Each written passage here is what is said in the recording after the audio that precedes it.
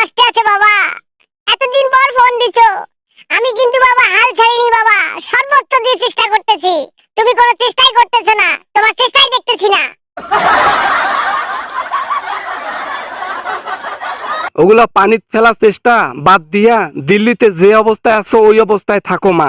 গোপালগঞ্জবাসীকে খিচুড়ির লোভ দেখাইয়া, সিঙ্গারার লোভ দেখাইয়া লেলিয়া দিছো, দিয়ে তামাশা দেখতেছো দিল্লিতে বসে বসে না।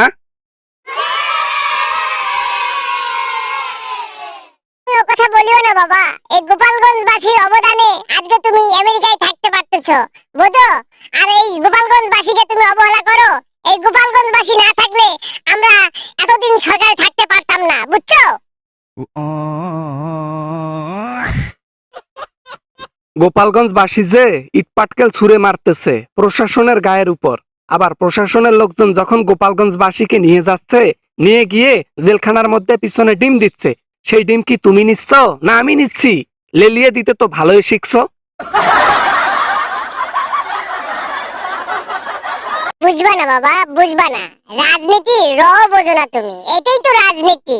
খাও দাও আর মায়ের কোলে ঘুমাও, তো দুনিয়া বোঝো না। দুনিয়া যদি বুঝতা তাহলে আজকে আমাকে এরকম করে বলতা না। আমি তো লেলিয়ে দিছি সবাইকে।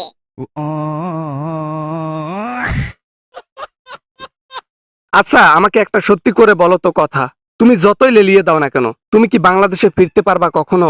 হ্যাঁ, তুমি কি রাজনীতিতে আরো আসতে পারবা? তুমি বাংলাদেশে পা দিতে পারবা? তোমাকে না ওই কাটা তারের বেড়া টপকাইতে তোমাকে গিলে দেবে বাংলাদেশের জনগণ। তোমার মনের মধ্যে কি ভয় নাই এতটুকু মা?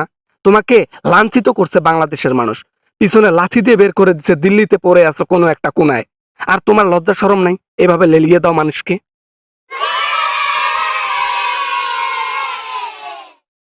বেয়াদব কোথাকার। মায়ের সাথে কিভাবে কথা বলতে হয় এটাই শিখনি আজ পর্যন্ত। মায়ের ক্ষমতা যখন ছিল মায়ের পেছনে পেছনে ঘুরতা, আজ যে ক্ষমতা নেই মায়ের সাথে এরকম ব্যবহার করো। আবারও আসবো আমি, তুমি দেখে নিও।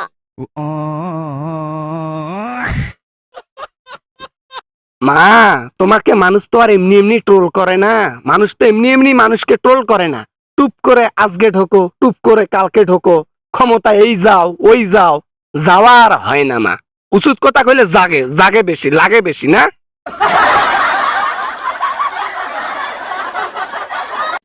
এই বেয়াদব, এই তোর কি কখনো বিজ্ঞানী হওয়ার যোগ্যতা ছিল?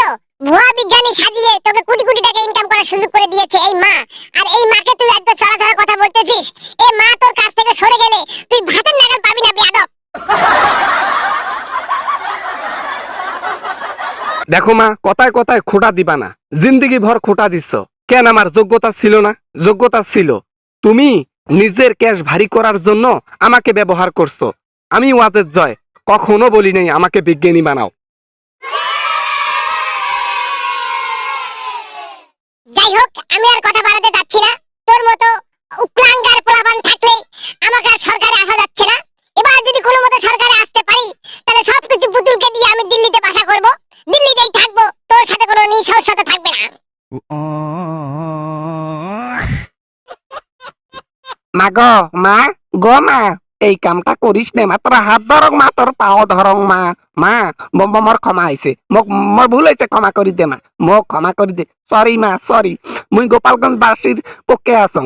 ইয়েতে আমাদের ছেলে মায়ের পুটকি দিয়ে ডিম যদি প্রশাসন দেয় দিবে, তারপর মুই তোর পক্ষ মা।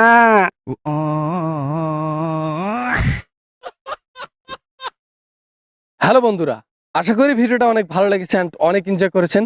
যদি ভিডিওটা ভালো লাগে অবশ্যই একটা লাইক করবেন, আর চ্যানেলে নতুন হয়ে থাকলে চ্যানেলটি সাবস্ক্রাইব করবেন, পাশে থাকবেন, শেয়ার করতে ভুলবেন না। দেখা হবে এরকম হাসির ভিডিও নিয়ে আবারও আপনাদের সঙ্গে। সবাই ভালো থাকবেন, সবাই সুস্থ থাকবেন। খোদা হাফেজ।